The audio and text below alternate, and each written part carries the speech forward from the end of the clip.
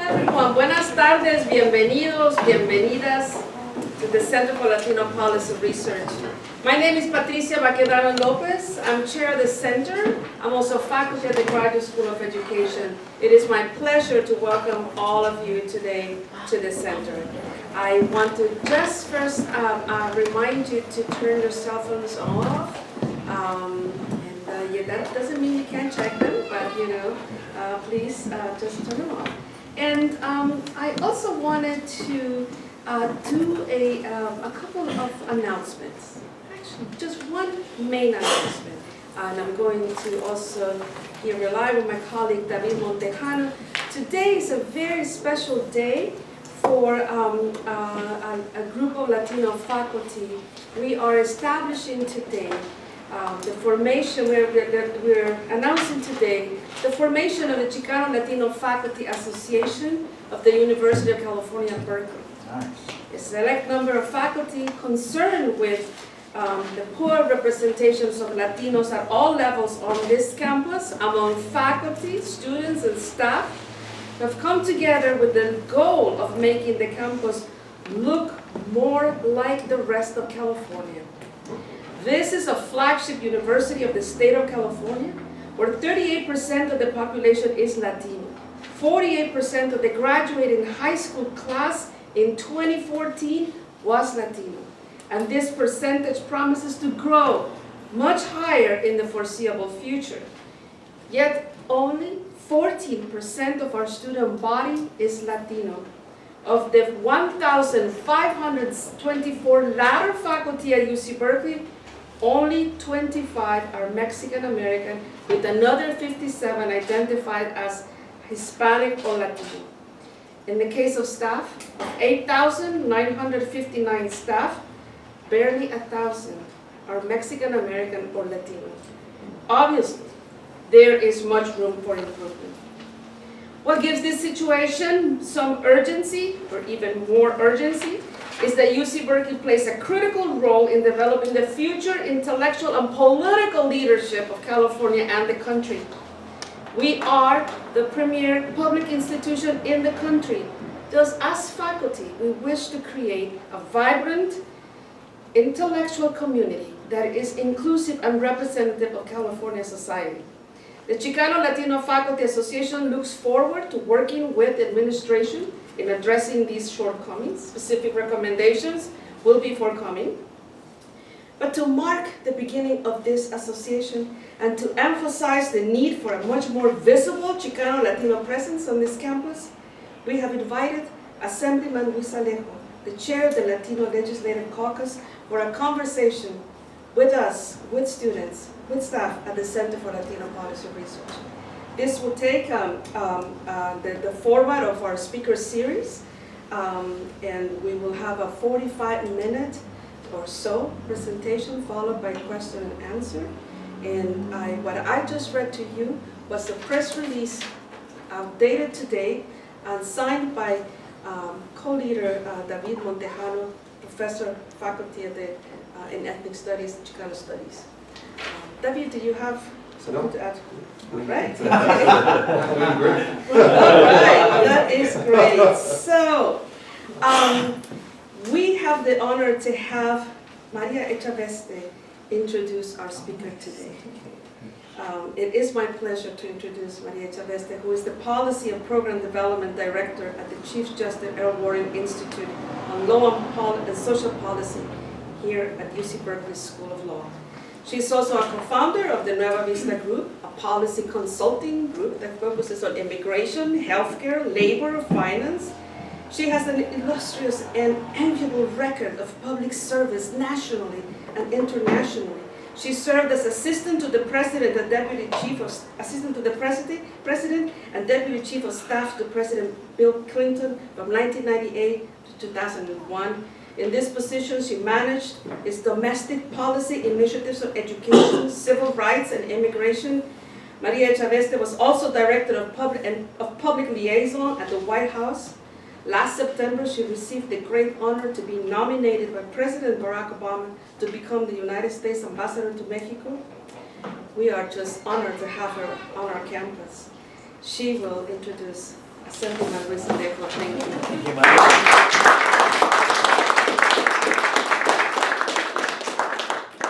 I feel a little odd to make mention of the fact that I have been nominated, because then the question becomes, well, what happened? But we can talk about that offline.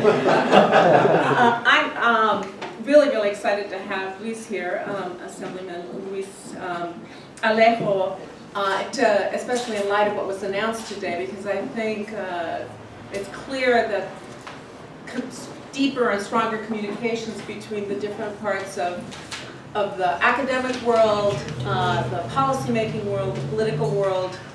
We need to know what each sector is thinking about, focused on, and priorities. So,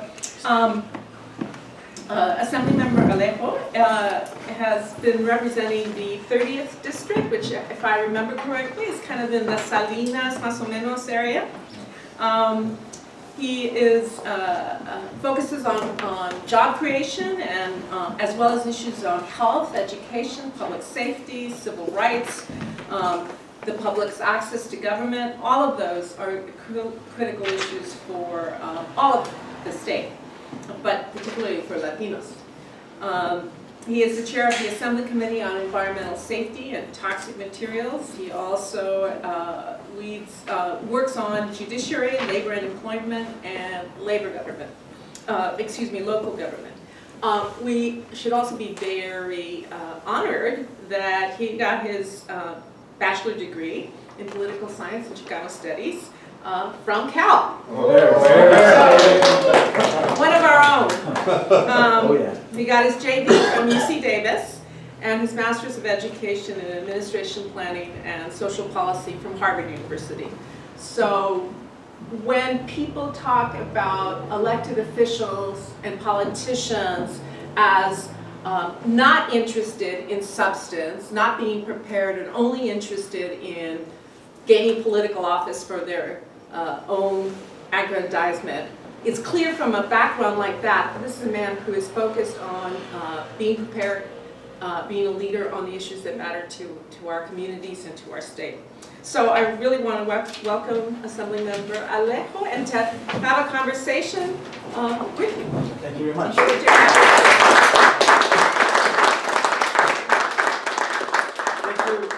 Everybody, first of all, I want to really thank you for inviting me to come speak, come back to my alma mater. Not only myself, but the consultant for the Latino Legislative Caucus, is Cesar Anda, who's also a Cal Bear. So he wanted to come back and visit our fellow Bears, But I really want to thank Maria, because Maria is certainly a tremendous leader, very well respected. I got to meet her when I was a young lawyer for California Rural Legal Assistance, where we were representing farm workers and immigrants, and she was doing a lot of policy work in D.C.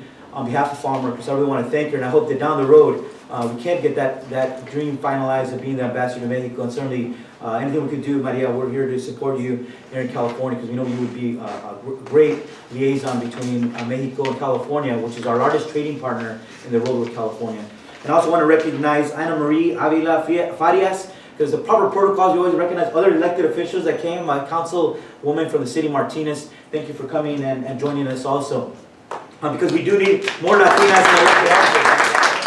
I'll talk about that a little bit later, what we're doing to help address that goal.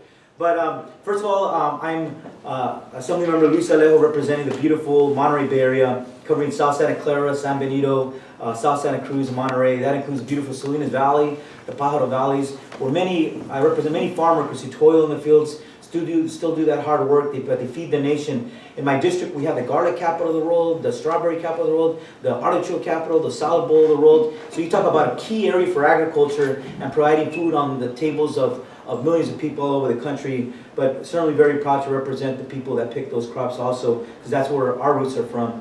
But this year, next year, 2015 and 2016, I've been elected by my colleagues to serve as the chair of the powerful Latino Legislative Caucus. We're 22 members total, 17 assembly members, 5 state senators. 16 of those 22 serve as chairs of important policy committees or budget subcommittees. 4 of us are in top leadership roles, including the first Latino ever President Pro Tem of the Senate, Kevin De Leon, the first time in 135 years, So for us, it's a historic time to have one of our members preside over the top leadership role in the Senate. But we represent from as far north as Richmond, where we have one of our assembly members, Tony Thurman, who's Panameño, and he's half African American. So from the Bay Area all the way to the border, to San Diego with Lorena Gonzalez, or the Imperial Valley with Eduardo Garcia, we're proud to represent many parts of our state. But also one thing I wanted to point out is that we do have a lack of women in the legislature. Women were already underrepresented last year. Out of 120 members, only about 32% were women in the legislature. So women are about 50% of the population in California. The legislature should reflect the demographics of our state, but considering we're at 32%, with the last November election, women dropped from 32 down to 22%. And because now, starting in 2012, there's 12-year new term limit rules. I was the last under 2010 that said I can only serve 6 years in the Assembly, 8 years in the Senate. 2012, voters changed that by a ballot initiative, so now they get to serve 12. So these three classes, 2012, 2014, and next year, 2016, that would be the last class where you could raise the number of women in the legislature. Otherwise, those candidates will likely get locked in there for those 12 years. That's the likely going against an incumbent in office. So, at least the Latino Caucus, we made it a priority to get more Latinas in office. We have only 5 out of our 22 right now. But next year we have a real possibility of having 9, which would be the highest ever of Latinas serving in the legislature. And that's not even enough. So we're hoping that as we have this discussion, we also have a discussion about Latinas serving in local office. This year, the Latino Caucus, we're going to be releasing a report at NALEO, the National Association of Latino Elected Officials, in their conference in Las Vegas in June. What we're trying to do is do a snapshot of all Latino electeds and city managers, because city managers run cities. And we want to see how many Latinos are serving as city managers. They do the day-to-day decision-making for cities. So when it comes to streets, when it comes to parks, when it comes to public safety, they're critical roles for our community. But also, where are we in terms of Latinos, in terms of the voting trends, in terms of Latinos running in local office? And for us in the legislature, that's very important, because 2/3 of us in Sacramento came out of local government, whether it's community college trustees, the school boards, boards of supervisors, the city council, water districts. If we're not encouraging more of our young people, I say young people who's read at the university, but just more Latinos in general run for office, we're not preparing those who are able to rise and in the future serve in the legislature, run for Congress and other important leadership roles where policy gets made impacting the lives of millions of people. And we're certainly having the right time to talk about this. You know, this last year, Latinos around March, April, according to state demographers, we became almost 40% of California's population. And also, later this year in August, our nation is going to be celebrating the 50th anniversary of the Federal Voting Rights Act of 1965. And originally, that was an important law, and it's connected with our political empowerment. It was used to strike down discriminatory electoral systems that disenfranchised African Americans throughout the South. But later, it was used by voting rights gladiators like Joaquin Avila, who throughout the Southwest was challenging discriminatory systems that kept Latinos and Latinas out of office. And for me, I stand here today because of those federal voting rights efforts. In my hometown of Watsonville, right between Santa Cruz and Monterey, California, in 1985, Malde filed a lawsuit challenging at-large election systems. Because Latinos were about 50% of the population at the time. Numerous candidates had ran for office, but nobody could ever win.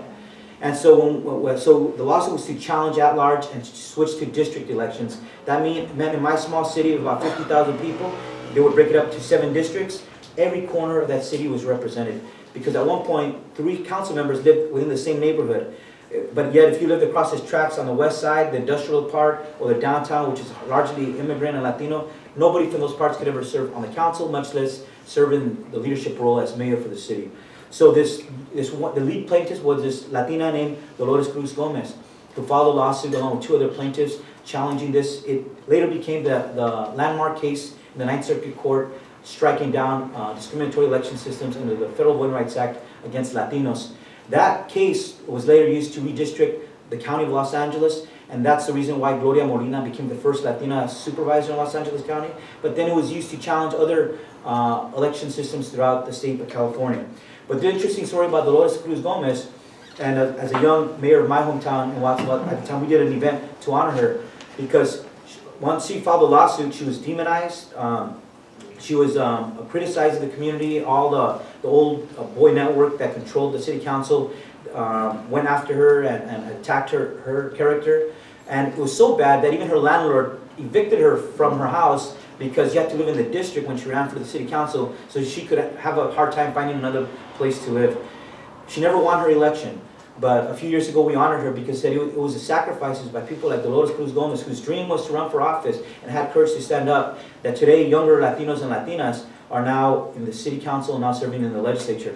My wife was only the second Latina ever mayor of the city last year, and again, because of the work of courageous people like Dolores Cruz Gomez. So when I talk, I always like recognizing the people who came before us. They think it's easy, Latinos on the rise, no, but at one point it was very hard to run for office. In some areas, like in Martinez, it's very hard to run for office, and that's why it's important for us to organize. But coming back here, I used to live at Casa Joaquin Murrieta on Piedmont, which is my 3 years in office. It was a very special place for political activism for young students, but it was really a place that really helped me, you know, coming from a little city like Watson to UC Berkeley. It was really a tremendous place for me to learn and to meet other amazing young activists, including Abel Guillen, who's now serving on the Oakland City Council. We were all machistas and activists together here on campus. But it was a very important, hard time in California's history. I came in August of 1994 to UC Berkeley, and a few months later, you all know that Proposition 187 was on the ballot, one of the most draconian anti-immigrant laws in the history of the state, and it passed by almost 60% of the vote. But many of us were students here. We organized, we marched, organized back home in our cities. We had a lot of student activism and coalition building here on campus. But that period really opened our mind and raised our consciousness about getting serious about our education, not only for ourselves, but more importantly, to use it for our community. We got serious about organizing, we got serious about voting, about our education, and we committed ourselves back then that one day we were going to lead our communities and run for office. And I remember in '94, actually January of '95, my first visit to Sacramento was actually to go protest Pete Wilson's inauguration. Actor, later Governor Schwarzenegger was there as one of his celebrities celebrating his victory. For us, we saw it as a big attack, a big slap against the face against Latino immigrant communities in general all across the state of California.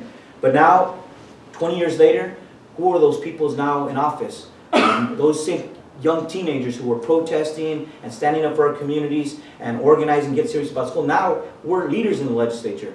People like Kevin De Leon, people like Senator Ricardo Lara, Assemblymember Lorena Gonzalez, former Assemblymember Manuel Perez from Coachella. We were all young activists, but now we're leaders in the legislature. Now, this last 2-3 years, we passed some of the most pro-immigrant rights legislation in all of the country. No other state is passing more pro-immigrant rights legislation than California. So for me, I feel very proud to be in a different role, to show Pete Wilson, and me and him had a debate last year on the 20-year anniversary of 187. For me, it was interesting protesting him and now debating the aftermath of Proposition 187 20 years later on the radio on NPR. So for me, it was, I think California has come a long way since then.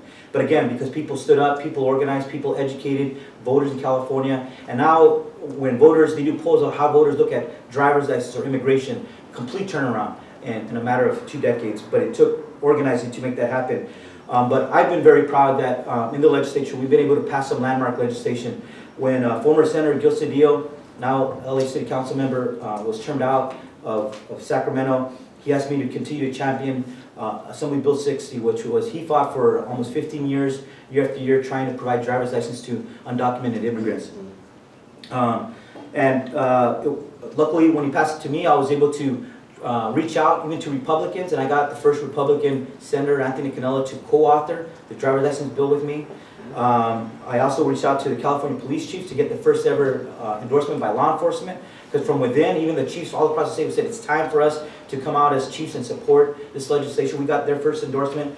And then we had a reluctant governor who previously, as Attorney General, said he wasn't so supportive of the driver's license. Now he came and was negotiating language to actually get it signed into law in 2013. So it went into effect on January 2nd, only the first month alone, 240,000 visits to DMV offices all across the state. We approved $65 million budget just so they could implement this law. And the last report as of today, which goes from January 2nd to May 1st, 285,000 immigrants now have a license in their hand. They passed the RIM test, they passed that's only 4 months.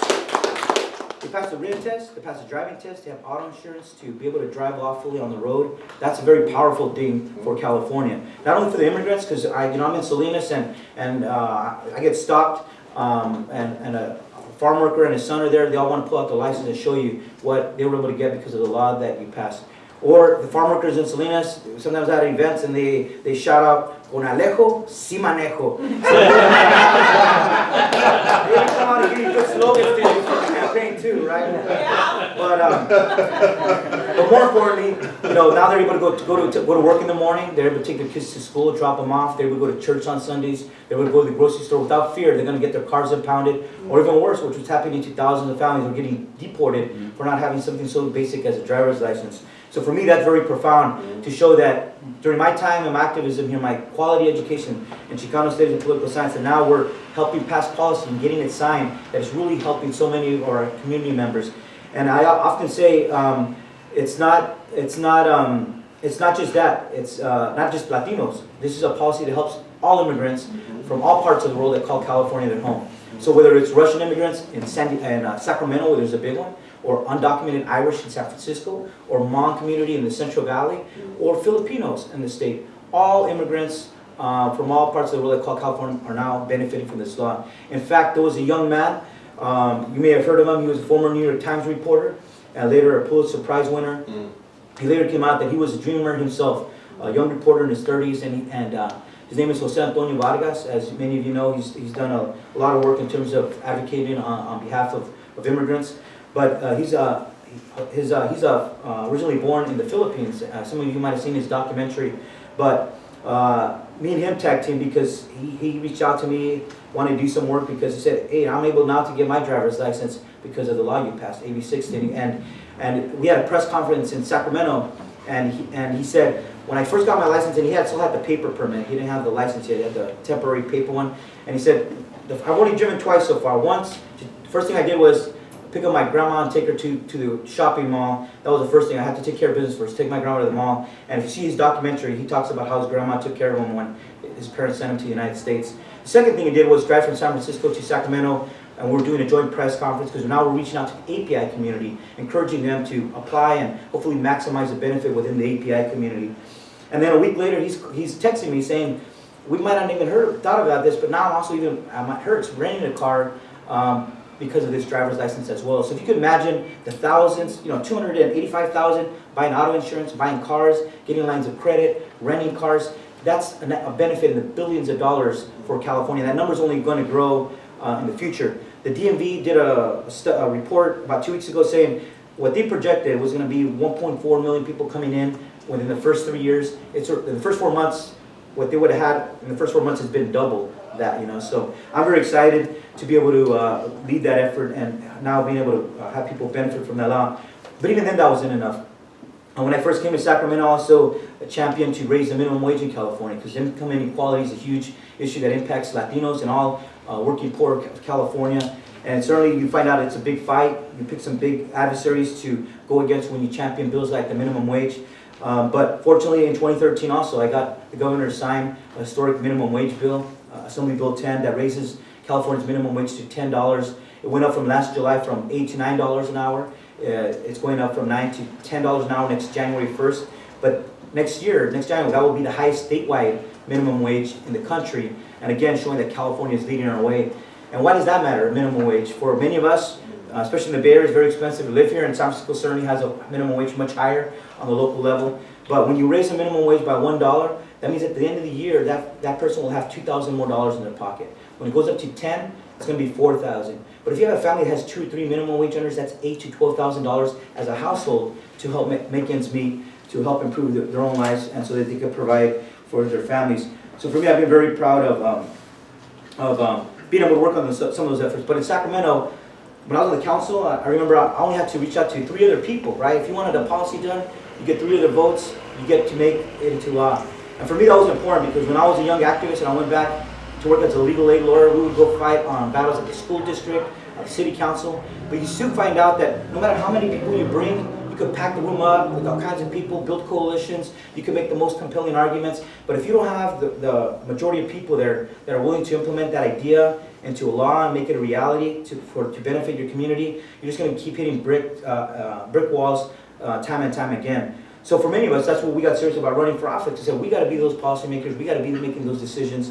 And now in Sacramento, I'm able to do it with my other colleagues, last year we celebrated the 40th anniversary of the Latino Legislative Caucus that was started by the first three Latinos in the state legislature, one of those being the Honorable Pete Chacon, who passed away last year. He was the father of bilingual education, passed the historic bilingual education law, but it was later led by other people like Marco Antonio Faribault, who passed AB 540, a young immigrant himself, born in Tijuana, but really a champion for immigrant rights during the time that he was with us. He passed away at a very early age when he was running for Senate at the age of 39. And I know around the universities and community colleges, AB 540 is often mentioned for dreamers and our young people, but often people don't remember who Marco Antonio Faribault was. And when I was an intern at the Capitol, an assembly fellow, I certainly was able to see how he fought for our communities. But also his other visionaries, like the Latina Jenny Lopeza, who was also a big champion in the legislature during her time and chair of the Assembly Budget Committee.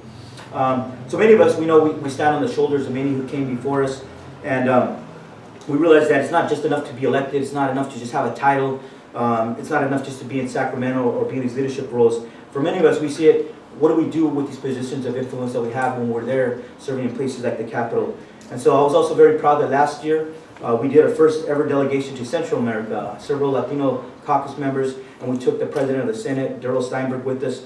This was during the time when a lot of Central American children and refugees were coming to places like California, fleeing extreme poverty, fleeing violence, fleeing a very difficult situation. We were able to go to El Salvador and Guatemala. But when we came back, we were the only state in the country to put up $3 million for the legal defense of immigrant children who were going through the courts. Because you were a 90% chance of losing without representation.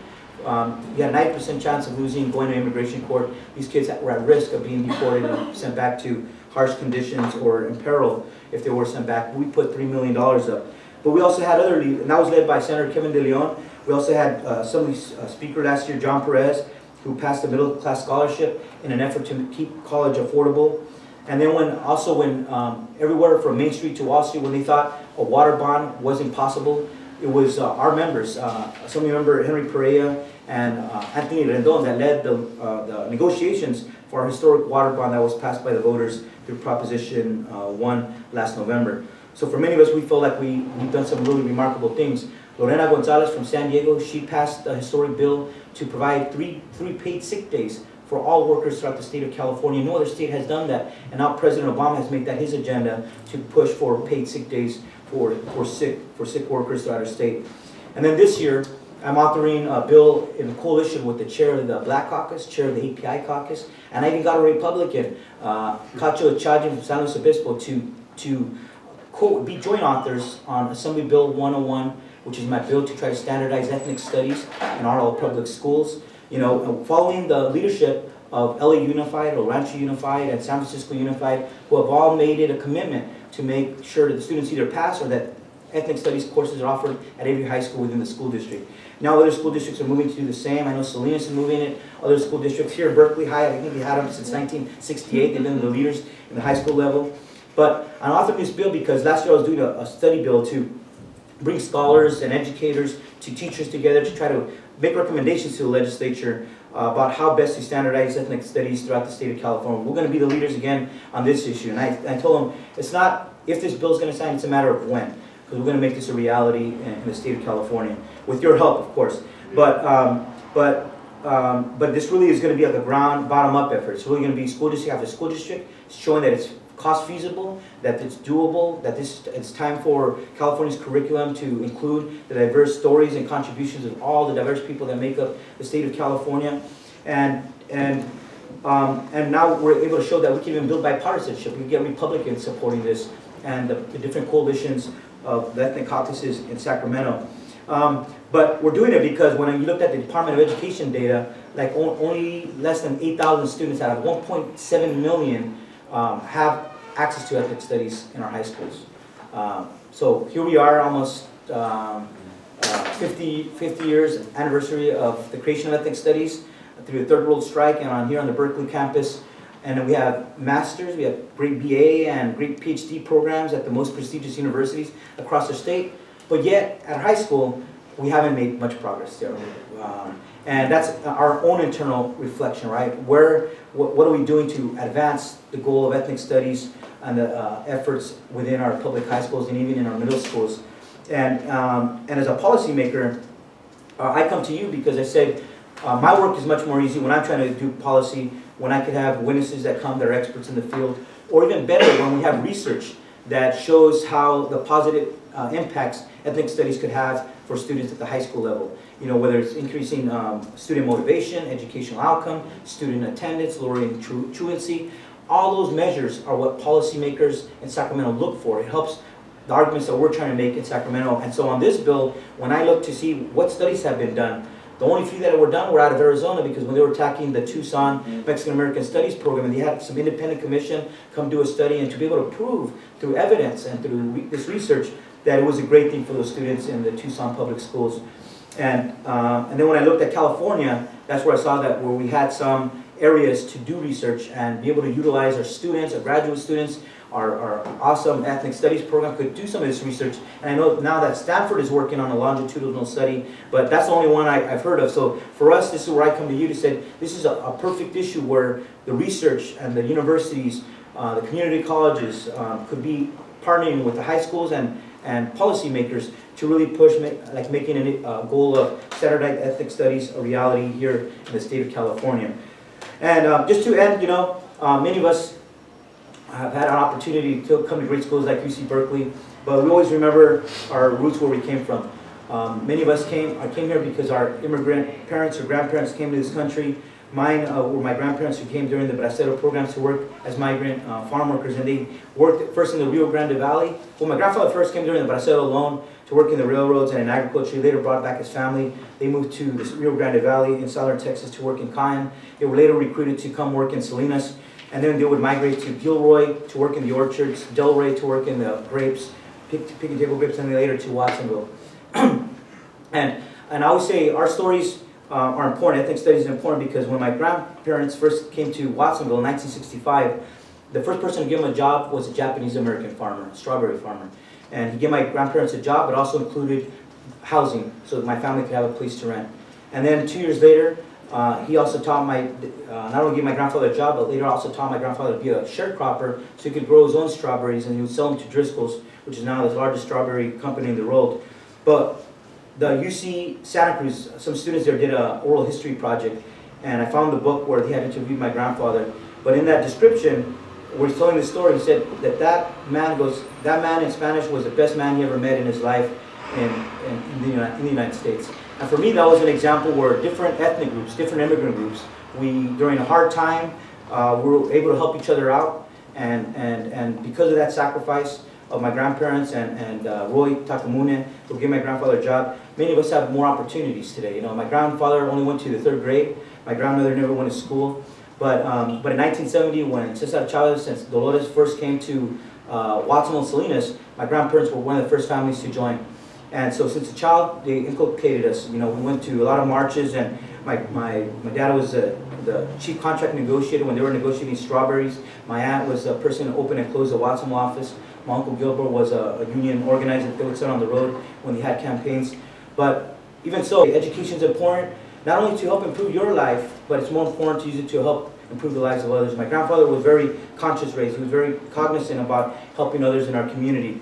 And so for many of us, that's what we decided to go to school, but I came back to work as a legal aid lawyer for California Rural Legal Assistance. Not a lot of pay, but I came back representing farm workers, representing students through the student discipline process, filing lawsuit against Governor Schwarzenegger when he was trying to take money away from the migrant education program. For me, that's all a reminder why we come to places like UC Berkeley. Put it to good use, but always remember to give back to our communities. So for us, it's a historic time to be in Sacramento, but hopefully, as we move forward, that we keep inspiring our young people to do well. And we need good people in all areas, whether it's law, health, policy, education, business. We need good people in all areas. But always remember to always give back to our community, and hopefully run for office one day. Because we need to encourage future leadership in our state, and certainly in places like Sacramento, you can make a lot of huge ideas realities for the people of California. So with that said, I think we'll open up for some questions. But I want to thank you all for inviting me to come back to my home here at UC Berkeley. Muchas gracias. So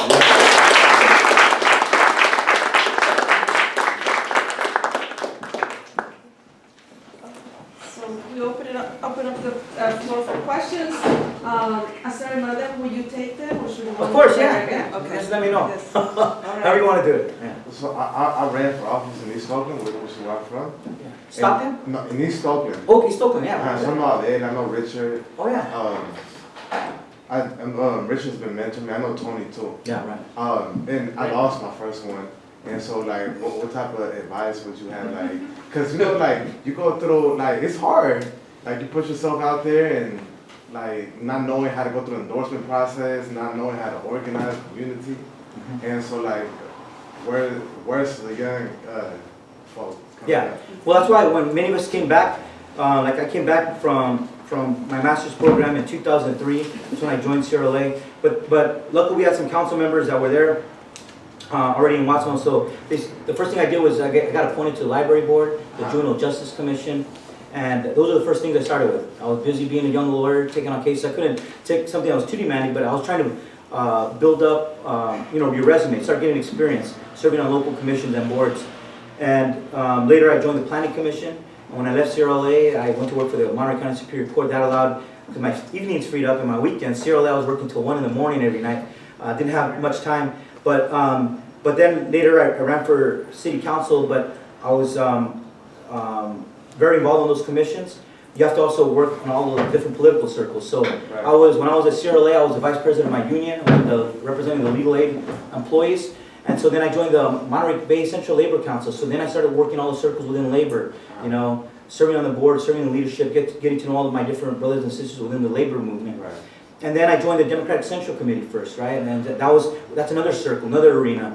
If you're going to run for party politics, you start from the bottom up. So I joined the Central Committee, got to learn all the Democratic activists, and in those circles, started going to the conventions. Later became a national delegate for Barack Obama in 2008 and 12. So I started learning those circles. So when it was time for office, the last thing, I worked on other people's campaigns, So campaigning is like a science. When that lawsuit against Watsonville occurred, we soon learned that it's not enough just to change a system. The way they controlled power in rural areas like Watsonville is that they did three things. The council members would help foster their candidates, so they would put them on these boards and commissions, right? So that when they ran and a seat opened up, some voter reading and said, "Oh, you serve on all these different things. You serve on this nonprofit. You are a very viable and strong candidate on paper." But the second thing they did, they would also do fundraising, So they were deep pockets. A lot of the big companies would give big checks to people. How do we counter that? Right. So we had to do our own Latino Action Political Action Committee, Latino Political Action Committee of Santa Cruz County. So then we started doing our fundraising, so that when we had a candidate, there's your first $1,000, there's your first $500 check to get you going. That first part, as you do your own fundraisers, we started learning how to do that. We did it through the Democratic Club, the Latino Political Action Committee. We started helping do that. The third thing we did is all aspects of a campaign, because it's a science to it, right? How do you message voters? How do you put the images on the mailers? How do you send out the mailers? How do you get the precinct walking sheets and target the voters, right? That's all a science, but when you get involved in campaigns, you learn how to do that. So when it's your turn, you have experience in all these different areas to be a stronger candidate. Never guaranteed, but certainly doing all those things and having all those connections, those different circles, make you a much more viable candidate. So that's what our job now, as candidates are thinking about running for higher office. We're trying to be helpful on how do you have the strongest, do the strongest campaign to win that particular race. Any books that you could recommend worth reading? Yeah, we'll talk afterwards and see what some of those books are afterwards. Yeah. Absolutely. Assemblyman Alejo,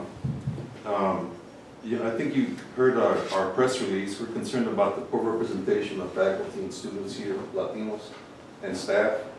And I'm wondering what kind of pressure can the legislature bring to bear on UC Berkeley? I mean, there is a constitutional separation, I understand. So what are some of the pressure points that you can step on? Yeah, well, yes and no. Because even though there's the autonomy through the University of California Regents, we do have our speaker that serves on there, and also the legislature controls part of the money that goes to the UC system. So it's a good time to ask the question because we get people like President Napolitano asking to meet with the Latino Caucus, and we're meeting later this month. So I'll make sure to raise what you're raising with me with her. So we could say, well, as you're asking for support on the budget issues, which we'll be voting on by the end of June. And it's a good time to be talking about budget because When I came in 2010, we were facing a $26 billion deficit. I served on the Assembly Budget Committee my first 2 years. Now, because of Prop 30, we're projected to have a surplus, and I think we're $8 billion more this year than we were at the same period last year. So at least we're having a different conversation of how can we restore money to higher education, to K-12 education, and healthcare. But at the same time, as people like the president of the UC is coming to talk to us, we got to be able to come back and say, well, how are you also addressing these other important goals for our Latino faculty and our students on the UC campuses? So I'll make sure that we raise those issues.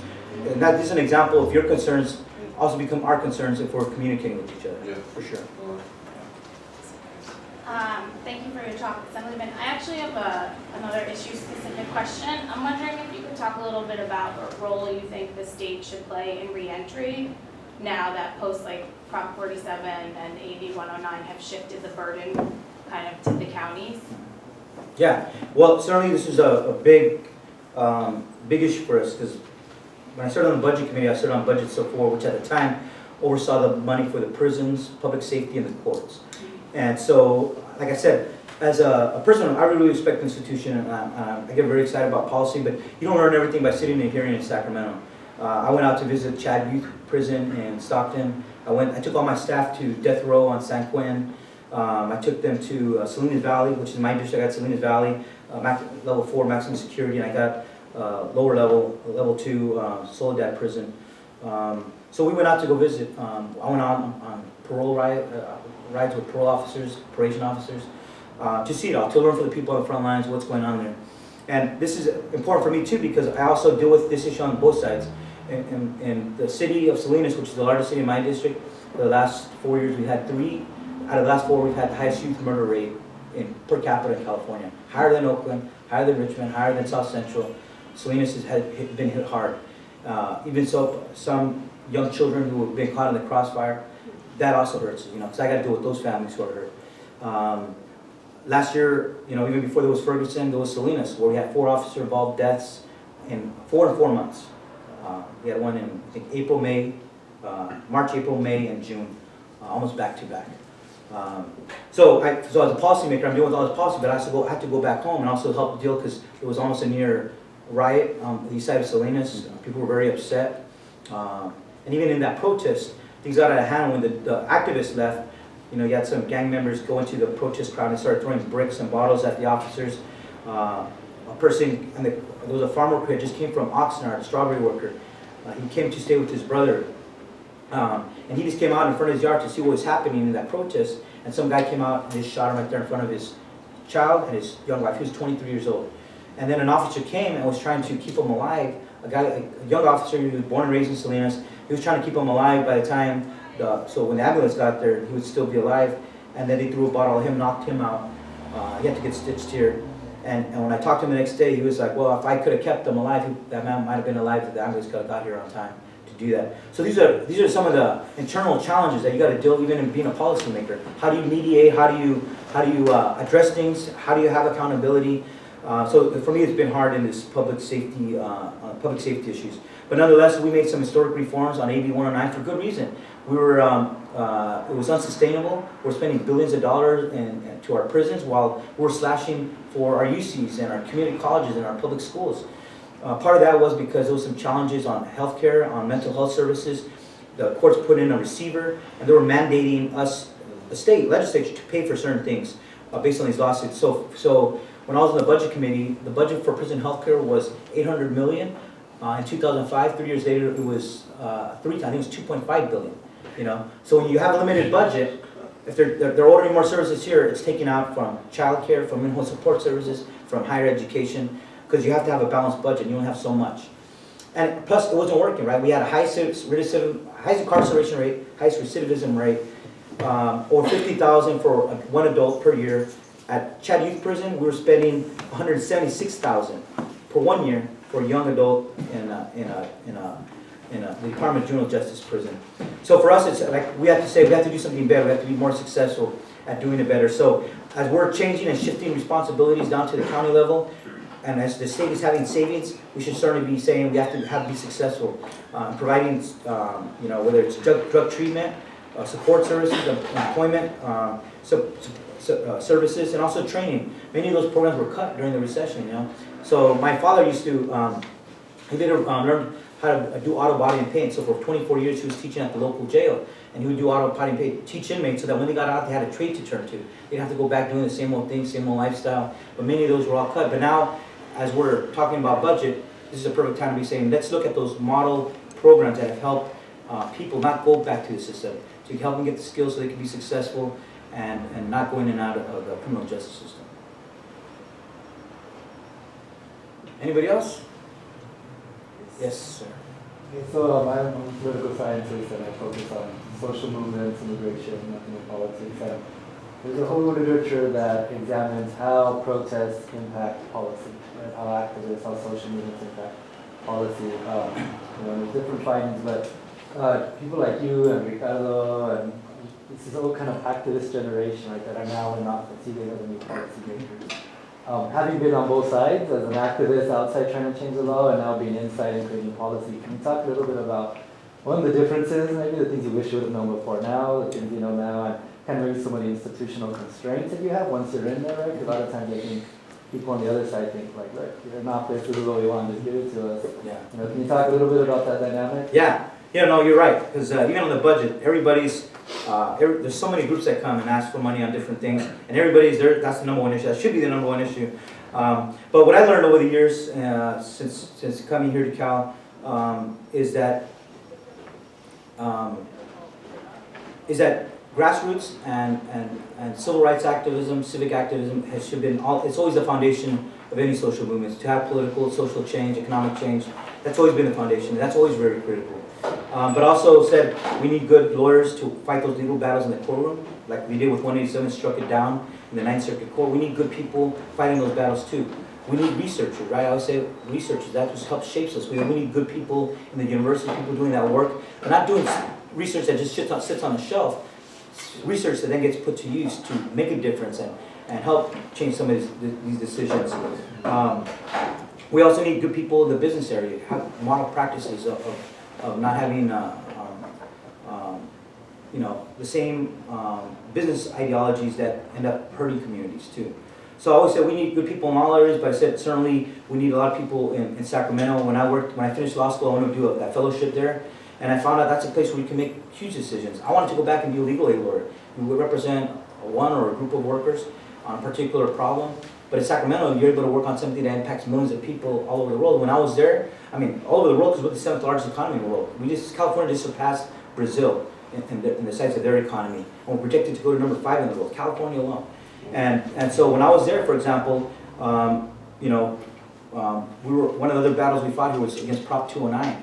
And when it went into effect, it was the same year I was going to go to law school. That year, Latinos dropped 50% in the UC law schools. African Americans dropped 80%.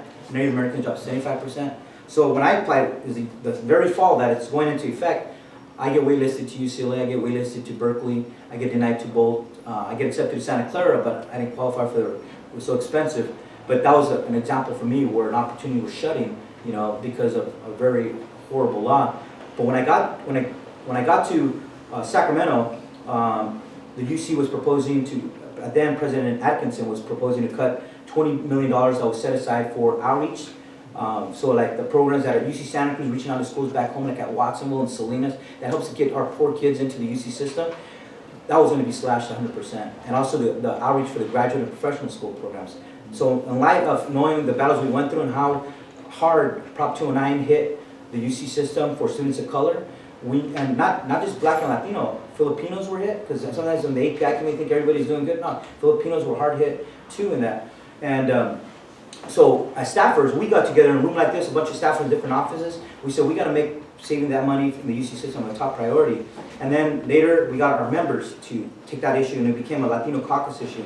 And one day when I was back on the floor of the assembly, I saw Marco Antonio Faribault, and he was jamming up Atkinson. You better not cut those funds, And that year, we saved 100% of that money. So for me, that was just one example of the many issues, many line items, thousands of line items that get put into the budget, where having good staff that was looking after our community, we were able to save $20 million for these critical outreach programs to keep helping pull our kids into the UC system. So for me, that's where I've seen over the years that For me, that's why I did practiced law for 8 years before coming to Assembly. But for me, this is where I see that we can be very effective. And now, people like Ricardo Lara, they're pushing for healthcare for all, so that undocumented could have healthcare. And these are some cutting-edge policies that nobody else is doing. They're not doing them in any other state, but we're doing them in California because of our own experiences that we lived and the battles that we've had over the years. And I think all those aspects are important. But all these people these areas that I mentioned working together, I think we could really help keep making some good social change for the people that live within our state. Yes. So you represent an area that has significant working class, agriculture, parts of it. And one of the things that at the national level is constantly asked, why Latinos don't vote, why don't register. Arturo Vargas and Alea will constantly say the great masses of native born, not immigrants, who turn 18 every month, Latinos who don't register and who don't vote. And as someone who has run,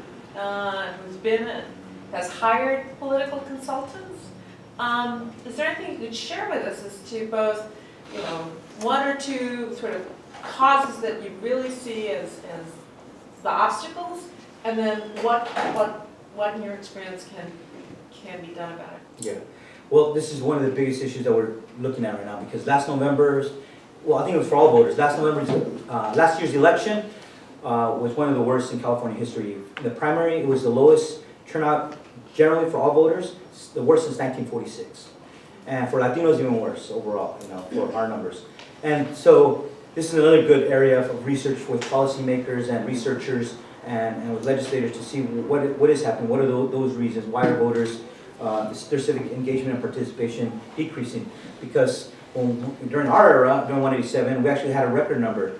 We had somebody come, one of our consultants come and give us a presentation of Latino Caucus that showed since Prop 187, there's been, I think, a little bit over 3 million new voters.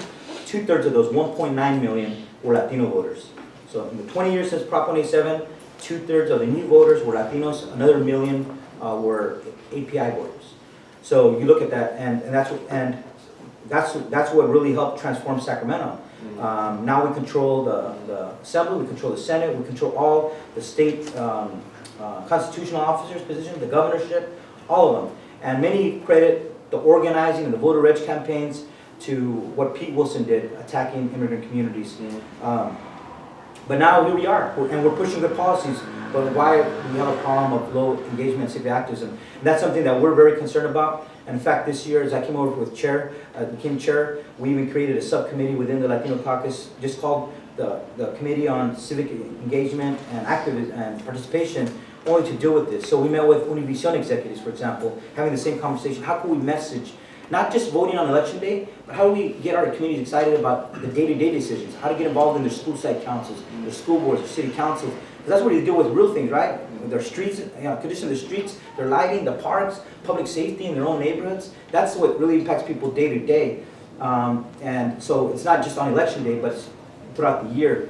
And so now we're trying to engage in an effort, a public relations effort with Univision stations in the Spanish-speaking media market to try to help engage in that. And then again, we're trying to get Latinos excited, and we came out on the U.S. Senate race that came out. Of course, Kamala declared, but the Latino Caucus, we did a poll, not favoring any particular candidate, but we wanted to show that if there was another Latina or Latino in the race, that it would excite voters, right? Last year, when there was no contest in the gubernatorial election, you had a real low turnout. They expect one of the largest turnout next year, which will serve to be a historic presidential election. But also these other races where you give voters an option and they get to really choose and you get them excited, you're able to generate more interest and get them out there more. But next year there might be other topics that might excite new voters, right? So if the marijuana, recreational marijuana initiative, that might excite voters too in a different way. Whatever it takes for people to get engaged, you gotta give people a reason, right? But I'm just saying that's the reality next year. Those issues will be on the ballot, and there'll be a U.S. Senate race, there'll be a marijuana initiative, and there'll be a presidential election. But the long-term question is, what do we have strategies to get our community engaged not just on election day, but throughout the year on issues that impact their own lives. So we're engaging in that. We're doing some efforts. That includes our report on local electeds. To get Latinos excited about running for local office, we need to do a better job of encouraging our local communities to do that. I have to press. So, having had this fight in the 2000, in national presidential elections, particularly in 2008 with pollster Sergio Ben-Dixon, who was the chief Latino pollster for Hillary during the primary. And the fight that Sergio and I would have is, not all Latino voters get their news from Univision. In fact, the majority of them are English speakers, not bilingual.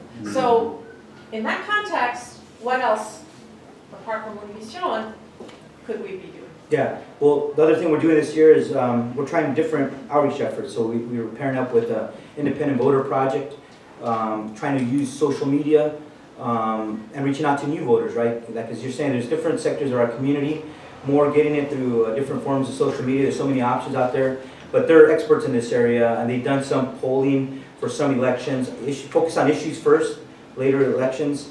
But this will be a new effort between Independent Voter Project and the Latino Caucus to use other forms of outreach to get the message out to our communities. And I'm sure there'll be other areas, but we're doing things that have never been done before, you know? At least for the caucus. We haven't had a committee specifically trying to address this particular problem. We haven't done something utilizing and reaching out to our community members through social media. We haven't done a report. I think that's what we're unveiling at Alejo, because we want to set, other states should be thinking critically and looking at themselves about what's the status of Latinos in local elected office. But there's more to do. But we're trying to gauge other issues too. The one concern, yesterday I met with the Silicon Valley Leadership Group. These are all the executives, of all the tech companies, whether it's Microsoft, whether it's Cisco Systems, Facebook, all of them were there yesterday.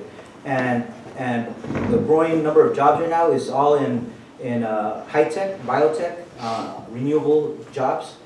And the main policy question is, we don't want to look back 10 years from now, and we're doing some report here at UC Berkeley saying, we had huge job growth in these areas, but what did Latinos do? Did Latinos benefit from those jobs? Do we tap into that? So now we're asking those questions. So even, we got a bill that we're working on this year, because the Energy Commission gives out so many procurement contracts to different, so we're having them now detail how they're doing outreach plans and giving those contracts out to minority, LGBT, women, businesses, because when they've done that at the CPUC and other agencies, there's been more money that has gone to those kind of minority businesses. But again, this is part of a conversation in new areas where we're trying to engage voters on issues, but certainly the boom in these areas, and right now if you talk to a lot of Silicon Valley, they're having the discussion right now because there's very few African Americans, very few Latinos. I'm not just talking about security workers and the people who clean up the offices. They say in these jobs, which there's going to be a huge need in, they predict there's going to be like 1.2 million jobs in technology, and we're even at our universities we're geared to achieve 400,000 of those. So just overall we're falling behind, but certainly our communities, it's something that we're going to prioritize, and we're going to try to gear up to make it one of our policy priorities next year for the Latino Caucus to address these particular concerns in these areas. So with that, I guess one more question. I guess One more question, if there is a... No, it's okay. I had more of a comment than anything else, but if you want to go ahead and ask it. Are you sure? Yeah, sure. Okay, thank you. My question is, you talked about Prop 187, Prop 209, which reminded me of Prop 227, and so I just want to get your input about bilingual education and having that in the school system, having done research with Patricia Arellano Lopez in regards to bilingual, a little bit in regards to multicultural students and multilingual students. And so I'm just wondering, is there any push to bring that back? Is that on the table for you? Like what's your stand? It's a very good question, because the answer is of course, because many of us didn't forget, Prop 209 and Prop 227 were happening almost about the same time, So yeah, many of us didn't forget it. But guess what? The voters have, right? So right now we're doing we're doing two polls, because last year there was SCA 5 by one of our colleagues, Senator Ed Hernandez, chair of the Senate Health Committee, looking at the impact of Prop 209. And I'll get to 227 right now. Okay, well, I should say now, Senator Ricardo Lara is looking at he was looking at a bill to try to eliminate Prop 227 or change it for the better. So they're both doing polls as part of the policy work. We're voters on these issues, you know. So on 209, for example, this will come out later this year, but just very preliminarily. When they asked a group of voters what was Prop 209, among all the different subgroups, and we looked into all different ethnicities, most don't even remember what Prop 209 is. And then when they read a description of it, they sound, hey, it sounds pretty good. Because you remember it was a Civil Rights Initiative? You know? Yeah, no. It was all crafted in a very misleading way. So when people even read it now, it's concerning too, that people don't remember it, and people don't know what affirmative action is. People don't know that when they read the initiative, they think it sounds like a good thing. And that's many years after those initiatives passed. So as policymakers, we're trying to gauge where voters at, because we want to say, what's the right messaging? Where can we engage? So in the preliminary work that we did, like on the contracting side, because Prop 209 was higher ed, but also had the state contracting, voters seem to see that differently this year. And so maybe that's an area that we try to change, you know, when we know that voters have a different view on that particular part of Prop 209. And same with 227. We're very preliminary, but we're trying to see what's the right message, where are voters at? Because that has to inform, we have to be smart, we have to be strategic on how we carry policy. How do you message it, you know?